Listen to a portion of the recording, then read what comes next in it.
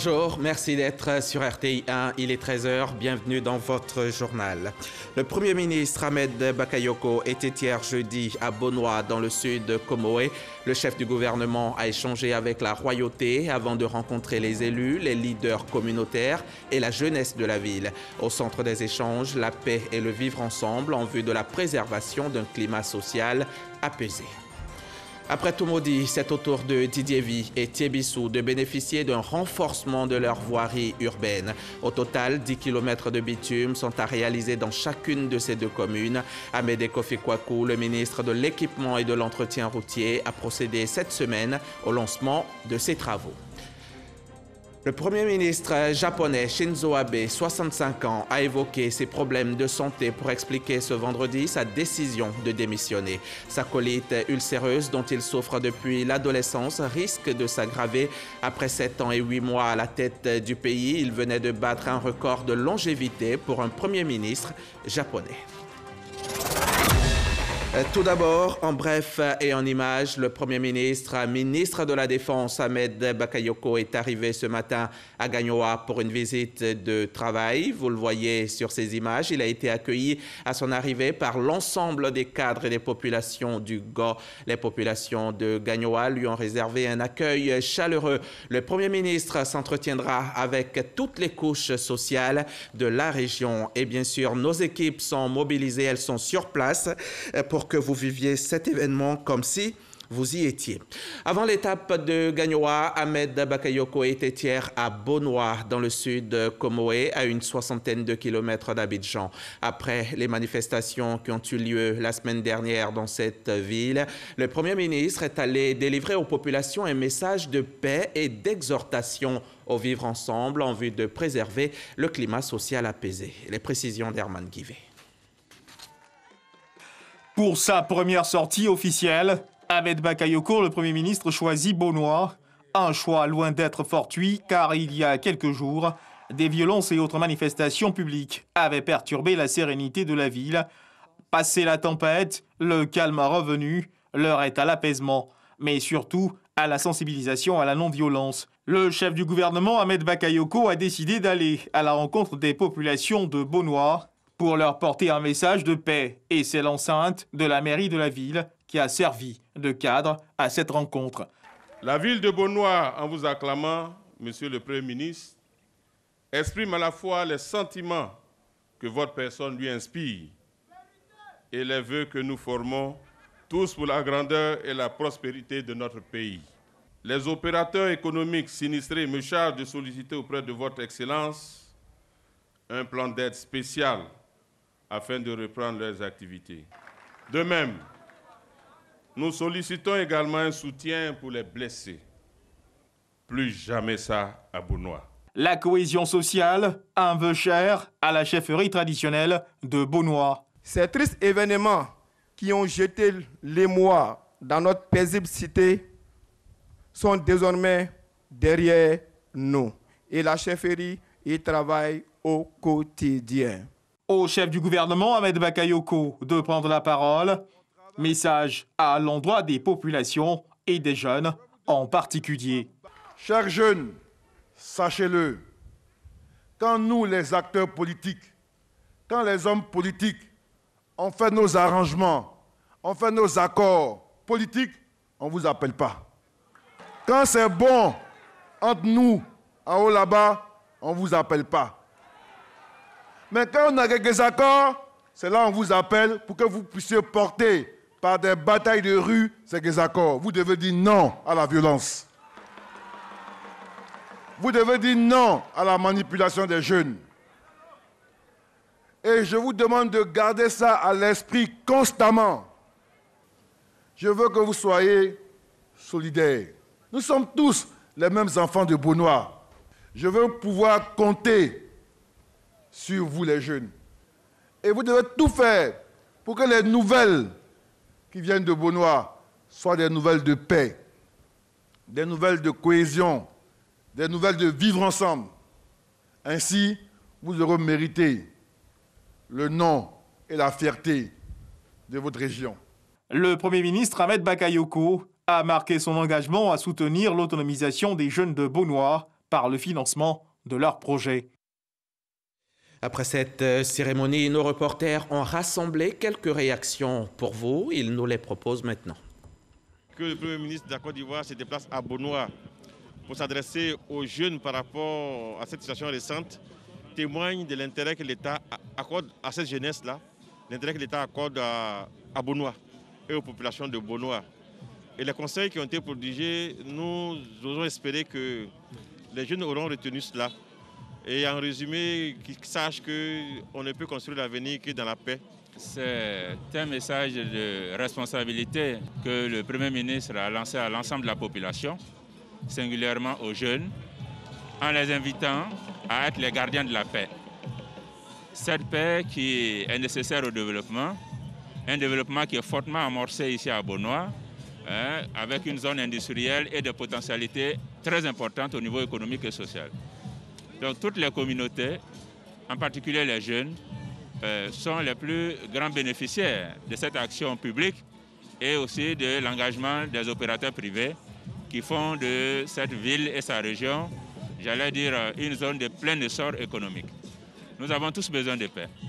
Il y a eu ces moments douloureux, pénibles, avec des destructions très importantes et tout le monde s'est engagé ici, les jeunes, les élus, les cadres, à faire en sorte que cette situation douloureuse et malheureuse ne se répète plus. Sans la paix, il n'y a pas de développement. Il faut arrêter. Mais il faut arrêter. On ne peut pas accepter ça. Bonoa, c'est une ville pacifique. En tout cas, on dit merci au Premier ministre. Je pense qu'il a eu un discours franc, direct, le langage de la jeunesse. Et je pense que la jeunesse est assez mûre et qu'elle va comprendre ce message-là et que ces choses ne vont plus se répéter à Bonoa. Avant cette visite de Bonoa, hier jeudi, le Premier ministre a reçu ici à Abidjan les membres du groupe parlementaire RHDP. Les députés sont allés lui témoigner tout leur soutien pour la réussite de sa mission. On en sait plus avec Mahama Traoré. Les députés de la majorité parlementaire chez le chef du gouvernement, ils sont venus manifester leur soutien à leurs collègues députés de Séguéla, promus au poste de Premier ministre le 30 juillet dernier. Ahmed Bakayoko confie la réussite de sa mission aux députés RHDP. Le poste de Premier ministre, quel que soit le régime présidentiel ou parlementaire, dans les faits, c'est un poste qui appartient aux députés. Parce que si un Premier ministre ne peut pas faire avancer ses textes, s'il ne peut pas les faire voter par les députés, mais évidemment, il ne peut pas gouverner, il ne peut pas exercer.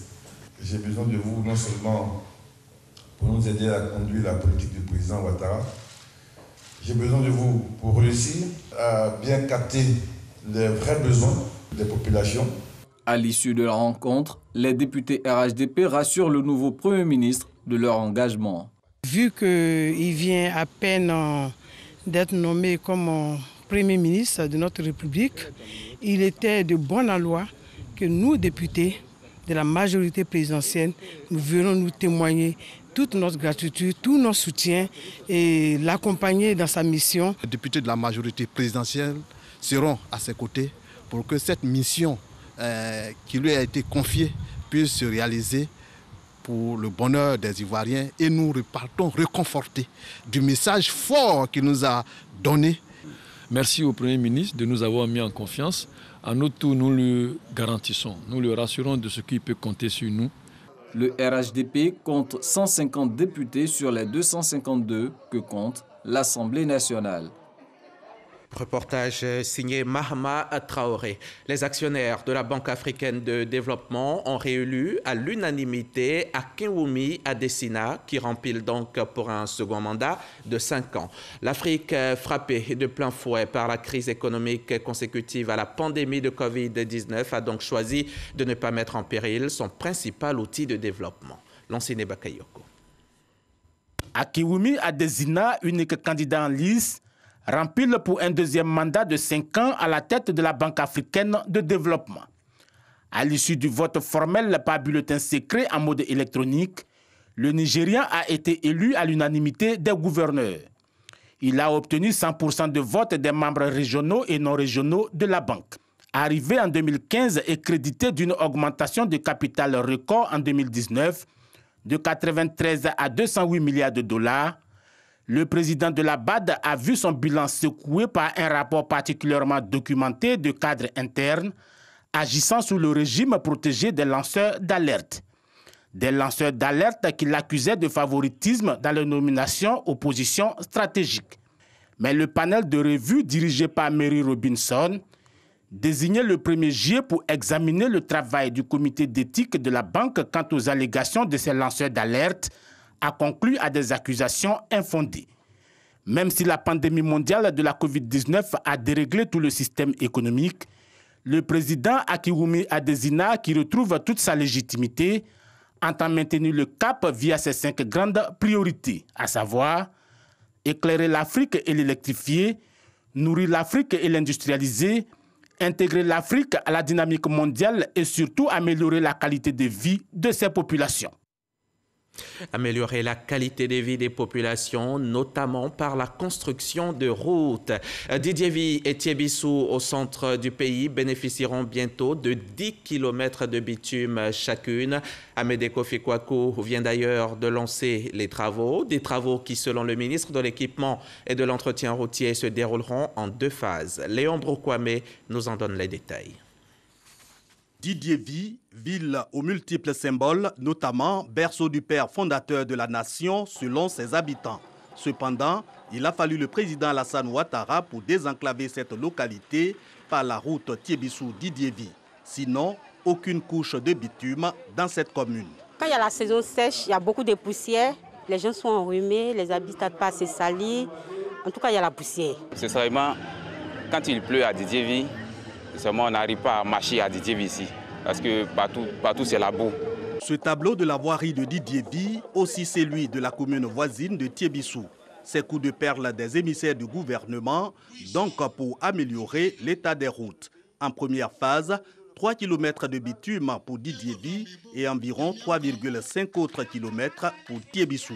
Si on tient compte du linéaire de ce projet et de ce qui est prévu par l'État lui-même, nous allons donc au total avoir une dizaine de kilomètres donc à Thiébissou et une dizaine de kilomètres à Didiévi. Nous avons exhorté l'entreprise qui va réaliser les travaux, la mission de contrôle, le maître d'ouvrage délégué, l'AGEROUTE, donc a fait un suivi strict donc, de ces travaux-là, parce que le président de la République et le Premier ministre tiennent donc à la qualité des travaux. Dans 6 mois, changement de visage de Thiébissou et Didiévi avec le bitume. Investissement d'ensemble, environ 2,4 milliards de francs CFA. Les 2 départements verront aussi le reprofilage de leurs routes, soulagement pour les populations. Le chef d'État, son Excellence Alassane Ouattara, a promis à la population de Thiébissou, au peuple du Kéwi, quelques kilomètres pour permettre l'évacuation des produits. Aujourd'hui, c'est chose faite. C'est un ouf de soulagement pour les populations de Thiébissou. C'est un rêve qui se réalise. Nous l'avons dit, Didiévi, c'est une ville remplie de symboles. Mais jusqu'à présent, notre ville manquait d'infrastructures. La route qui arrive, c'est l'économie qui sera totalement transformée. Ce sont des opportunités qui vont s'ouvrir pour cette ville. C'est l'occasion aussi de dire merci à Monsieur le Président de la République, son Excellence, Monsieur Alassane Ouattara. Amélioration des routes urbaines et renforcement des routes rurales de Didiévi et Thiébissou sont aussi prévus d'autres investissements, notamment dans l'éducation, l'hydraulique, la santé. Un acharnement du chef de l'État pour l'épanouissement de ses concitoyens, annonce toujours le ministre Amédée Kouakou, qui invite à faire confiance au président Alassane Ouattara. 40 000, c'est notre chiffre du jour et c'est le nombre de tablettes et équipements informatiques que la BAD et l'UNFPA viennent d'offrir à la Direction nationale du recensement. Ce matériel d'une valeur de 3,2 milliards de francs CFA va servir pour le recensement général de la population et de l'habitat. Les précisions de Didier Nguessan. 40 000 tablettes de 7 et 10 pouces, des powerbanks d'une autonomie de 8 à 12 heures, des clés USB pour sauvegarder les données. Ce matériel d'une valeur totale de 3,2 milliards de francs CFA va équiper les 40 000 agents de dénombrement qui seront déployés sur le terrain dans le cadre du recensement général de la population et de l'habitat 2020 prévu pour mars 2021. Ils sont formés par le ministère de la Promotion de la Jeunesse et de l'Emploi des Jeunes. Le ministère de la Promotion de la Jeunesse et de l'Emploi des Jeunes contribue à cette importante opération de recensement général de la population par le financement de la formation des 40 000 agents recenseurs sélectionnés à hauteur d'environ 1 milliard. En mars 2020, 10 000 tablettes sur les 40 000 avaient été réceptionnées. Les 30 000 tablettes et équipements informatiques restants sont officiellement remis à la Direction nationale du recensement par l'UNFPA et la BAD, les deux partenaires techniques et financiers. La réussite de cette opération est déterminée pour le gouvernement et l'ensemble des populations et les parties prenantes, car cela permet de mieux appréhender les défis et les opportunités liées au bien-être des individus et des communautés, ainsi que les villes, les régions et toute la nation. La Côte d'Ivoire dispose désormais, et pour la première fois, d'une base de données géoréférencées susceptible de fournir des informations fiables sur le positionnement des localités, les infrastructures socio-économiques de base. Cette base de données permettra de produire des atlas thématiques et divers autres types de publications. Le recensement général de la population et de l'habitat 2020 permettra d'obtenir des informations actualisées et fiables, entre autres, sur la fécondité, la mortalité et l'activité économique, mais aussi sur la répartition spatiale et sur la structure de la population. L'Intercoton, c'est l'interprofessionnel agricole de la filière coton. Hier, jeudi, l'organisation a procédé au renouvellement de ses instances lors de son assemblée générale ordinaire. C'était à Cocody, ici à Abidjan. La nouvelle équipe dirigeante entend ici accroître la production cotonnière en Côte d'Ivoire jusqu'à atteindre les 600 000 tonnes. Reportage Jean-Louis Bangbo du service économie de la rédaction. Du sang neuf pour l'Intercoton. L'organisation interprofessionnelle agricole de la filière coton vient de se doter de nouveaux dirigeants. Moussa Soro et Jean-François Touré ont été élus à l'unanimité, respectivement, président et vice-président de cette fêtière, avec en tête d'importants défis à relever. Donner des machines aux producteurs et vraiment faire de toutes sortes pour que la qualité du coton soit vraiment premier choix. Autre défi, la production. Celle-ci était à plus de 450 000 tonnes en 2018-2019. La nouvelle équipe entend la faire passer à 600 000 tonnes pour les prochaines campagnes. Nous avons pas mal amélioré la production et la productivité, mais nous avons encore de nombreux chantiers. Et ce n'est que unis que nous arriverons donc à lever tous ces défis-là. L'objectif de 600 000 tonnes est toujours à atteindre. Mais il faut que nous arrivions donc à donner le change à l'État, qui a fait de nombreux sacrifices financiers. Le regain de dynamisme de la filière coton s'explique par un ensemble de mesures adoptées depuis 2012, dont le zonage qui a fait croître le nombre de cotonculteurs et les espaces semés. La politique de l'État a permis d'équilibrer, de stabiliser la production du coton en Côte d'Ivoire. Aujourd'hui, la filière cotonnière de Côte d'Ivoire est en train de poursuivre l'atteinte d'un rendement de plus de 1 tonne 2 à l'hectare. Ce sont les effets conjugués des acteurs, mais surtout de l'État. Élu pour un mandat de 3 ans, le nouveau conseil d'administration de l'Intercoton invite tous les acteurs à tout mettre en œuvre pour que l'or blanc ivoirien ait une meilleure cote à l'international. Un reportage de Jean-Louis Bangbo. Créa paix. Parce que la paix est non négociable, les femmes et les jeunes se positionnent. C'est une nouvelle campagne qui vient d'être lancée par Euphrasie Yao, conseillère spéciale du président de la République chargée du genre et engagée dans le combat de la paix. L'initiative vise à inciter les femmes et les jeunes à s'impliquer davantage dans le processus de paix. C'est Forazegui. Impliquer les femmes et les jeunes dans le processus de paix, c'est tout le sens de la campagne Créa Paix, une initiative d'Euphrasie Yao, membre de la chaire UNESCO, Eau, Femmes et Pouvoir de décision. Cet outil vient contribuer à l'instauration d'un climat apaisé à l'approche de l'élection présidentielle. Créa Paix, c'est un outil de création de la paix. Tu ne peux pas dire qu'il faut faire la paix sans donner les stratégies. Nous avons 3 stratégies qui s'appellent CFA. C'est conscientisation, première étape. Deuxième étape, la formation à la paix. Et puis troisième étape, les actions concrètes. La campagne Créa Paix qui a pour thème « Parce que la paix est non négociable », les femmes et les jeunes se positionnent, se déclinent en plusieurs activités. C'est toute une stratégie qui forcément va ramener la paix. Donc, je peux citer par exemple des webinaires, des ateliers pour amener les femmes à se positionner. Les jeunes aussi vont se positionner. Ils ont la fougue, ils ont l'intelligence, ils ont le savoir, ils ont besoin d'un pays en paix. Et puis le clou, ça sera cette louange à la paix. Les femmes et les jeunes sont invités à prendre une part active dans les instances de négociation de la paix. La paix n'était pas un vain mot, c'est dans le comportement de tous les jours que les hommes, les femmes et les jeunes, puisqu'il s'agit d'eux ce matin, doivent se situer. Est-ce que notre comportement est un comportement de personnes éprises de paix? Lorsque nous observons ce qui se passe autour de nous, je pense que nous devons réaliser qu'il y a du pain sur la planche. À travers cette activité, l'UNESCO veut sensibiliser, conscientiser et engager les Ivoiriens à la culture de la paix, tant dans les propos que dans les actes, surtout à la veille de la présidentielle. À côté de la paix, il y a la santé. On va parler santé maintenant. Covid-19, le chapitre qui s'invite dans chacun de nos JT est depuis de nombreux mois. Une épidémie au lourd bilan. 830 000 personnes en sont déjà mortes. 24 500 000 en sont malades à travers le monde.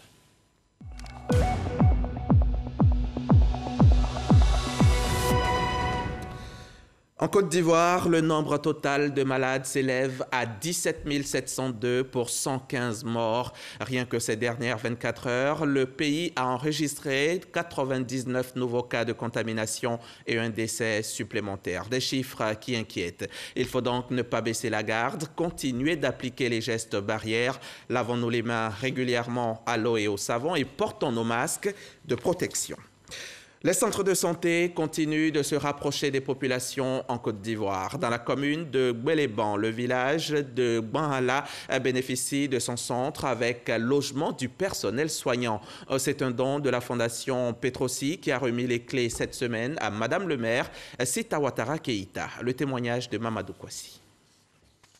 Les populations du village de Gbanhala, dans la région de Gbeleban, au nord-ouest de la Côte d'Ivoire, pourront désormais se soigner sur place. Elle dispose depuis quelques mois d'un centre de santé moderne tout équipé. Un don de la Fondation Petrosi qui entend ainsi participer au partage du bénéfice du pétrole ivoirien. En plus du centre de santé intégré, la Fondation Petrosi offre 2 logements pour le médecin-chef et pour la sage-femme. Des infrastructures qui viennent renforcer les actions de développement initiées par la mairie de Gbeleban, soutient Sita Ouattara Keïta. L'accès pour tous aux soins de santé est l'une des priorités du président de la République. C'est pourquoi, aujourd'hui, je suis très heureuse de la construction de ce centre de santé qui contribue à la vision de mettre à la disposition des populations des infrastructures fonctionnelles équipées entièrement et disposant d'un personnel qualifié. Représentant à la fois le docteur Diaby Ibrahim, président du conseil d'administration de la Fondation Petrosi, et la directrice exécutive, Ahmed Meïté, a invité la population à une fréquentation assidue du centre de santé. Mais avant, il situe l'importance du don de la Fondation Petrosi. Il est destiné à la population de ce village, mais aussi des villages environnants du département de Gbeleban. Pour dire que Petrosi, entreprise citoyenne à travers sa fondation, traduit en actes concrets la vision du développement de notre pays. Ce centre de santé flambant neuf qu'offre la Fondation Petrosi au village de Gbanhala s'inscrit donc dans cette droite ligne. Avant Gbeleban, la Fondation Petrosi a construit et équipé divers centres de santé et des écoles dans plusieurs régions de Côte d'Ivoire. En plus des infrastructures scolaires et sanitaires, la Fondation Petrosi appuie également les femmes et les jeunes dans la lutte contre la pauvreté. De Gbeleban, on revient à Abidjan après plus de 800 km de route. Direction l'hôtel du Golfe dans la commune de Cocody où a été présenté Serjet Bio, le projet de serviettes de bain biodégradables à usage unique dans les hôtels et autres lieux de séjour. C'était en présence de Siandou Fofana, le ministre du Tourisme et des Loisirs, et de notre reporter Patricia Omouitia. Le premier accord de ce projet dénommé Serjet Bio a été paraphé en janvier dernier entre le ministre Siandou Fofana et le président du conseil d'administration de Amclo Trading. Aujourd'hui, le projet se concrétise avec la serviette de bain biodégradable à usage unique dénommée Serjet Bio. Cette offre dénommée Serjet Bio allie hygiène et écologie au profit du secteur touristique. Ces serviettes biodégradables à usage unique seront proposées aux clients et touristes séjournant dans les hôtels ainsi que dans les centres de loisirs et autres lieux de divertissement. Nous l'avons conçu, on va dire, sur pratiquement 1 an parce qu'on a sorti d'abord un premier produit. On est allé voir le ministère parce qu'ils sont très rigoureux. Le ministre est très rigoureux. Il nous a demandé de faire une batterie de tests. Et ça nous a permis d'améliorer la qualité de la serviette. Les laboratoires textiles nous ont accompagnés dans ça. Le cabinet Codinorm qui certifie la qualité des produits en Côte d'Ivoire nous a accompagnés dedans. Et au bout de l'effort, nous avons pu sortir cette serviette. Non seulement ça apporte une qualité sanitaire et ça apporte également un plus à la qualité des services que nous devons faire dans les hôtelleries. À cette occasion, le ministre du Tourisme et des Loisirs, Siandou Fofana, a indiqué que ce projet est ambitieux et innovant et s'inscrit dans le processus de qualité et de normalisation des réceptifs hôteliers de moyen standing. C'est un projet qui vient pour régler un problème de salubrité et d'hygiène publique dans le domaine. Étant entendu que l'une des fortes recommandations de la stratégie Sublime Côte d'Ivoire avec McKinsey a été de faire en sorte que les hôtels non classés et les hôtels au-delà jusqu'à 2 étoiles arrivent à se conformer et à respecter les règles d'hygiène et les règles de salubrité, de sorte à ce que notre politique, aujourd'hui une ouverture sur le monde, permette à l'ensemble des acteurs de s'approprier l'ensemble de nos établissements. Toujours selon le ministre du Tourisme et des Loisirs, ces serviettes biodégradables intègrent les mesures barrières contre la COVID-19. Le projet Serjet Bio s'inscrit également dans le cadre de la mise en œuvre de la stratégie nationale de développement du secteur touristique ivoirien dénommée Sublime Côte d'Ivoire. Du tourisme à la culture, il n'y a qu'un pas. Vive la culture, vive la danse, hommage à tous les acteurs de cet art, hommage à Rose Marie Guiraud, l'une des ambassadrices de la danse, de la culture en général. Elle résume à elle seule toute la danse, la belle danse ivoirienne. L'artiste a quitté la terre des hommes le 20 avril dernier et à la levée de corps à Trècheville, le drapeau national a été remis à la famille éplorée.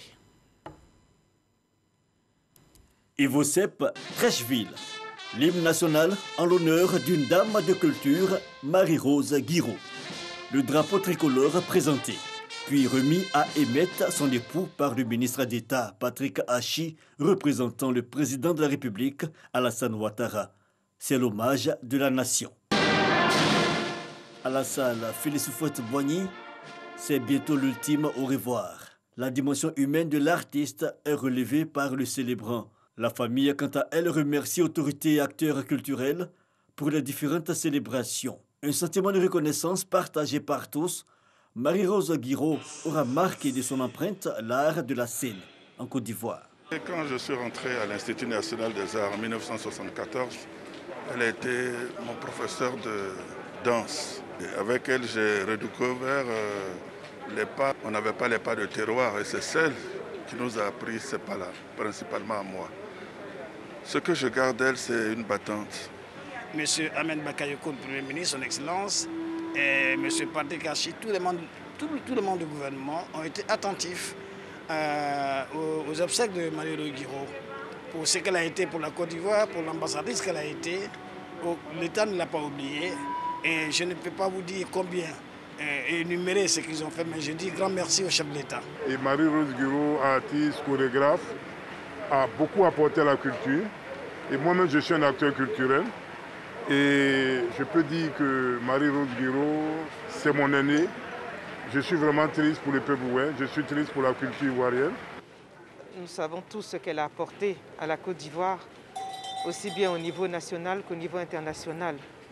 C'est une philanthrope, c'est une dame de grande prestance qui, à travers ses œuvres artistiques, a pu hisser le drapeau de la Côte d'Ivoire à l'extérieur. Née en septembre 1944 à Quibli dans l'ouest ivoirien, Marie-Rose Guiraud crée le Ballet national en 1975, un an après la création de la troupe Les Guirivoires. Longtemps restée outre-Atlantique, elle rentrera en Côte d'Ivoire en 2012. Avril 2020, l'artiste s'éteint et laisse à la postérité une école internationale de danse et un immense réservoir de créativité, l'EDEC. À 76 ans, son cœur a cessé de battre, mais son nom sera à jamais gravé dans l'histoire de la musique, dans l'histoire de la culture ivoirienne. Coup de tonnerre politique au Japon. À 65 ans, le Premier ministre a décidé de démissionner en raison de problèmes de santé. 2 visites récentes à l'hôpital ont soulevé des spéculations sur sa capacité à se maintenir au pouvoir, rattrapé par son ancienne maladie chronique intestinale qui risque de s'aggraver. C'est ce qu'a indiqué Shinzo Abe lui-même. Il veut ainsi éviter de perturber la scène politique nationale. Point final. Ce journal est terminé. Merci de l'avoir suivi. Il est à revoir sur les www.rti.ci. Bon vendredi chez vous et à demain, 13h, sur la chaîne qui rassemble, toujours dans le respect des gestes barrières.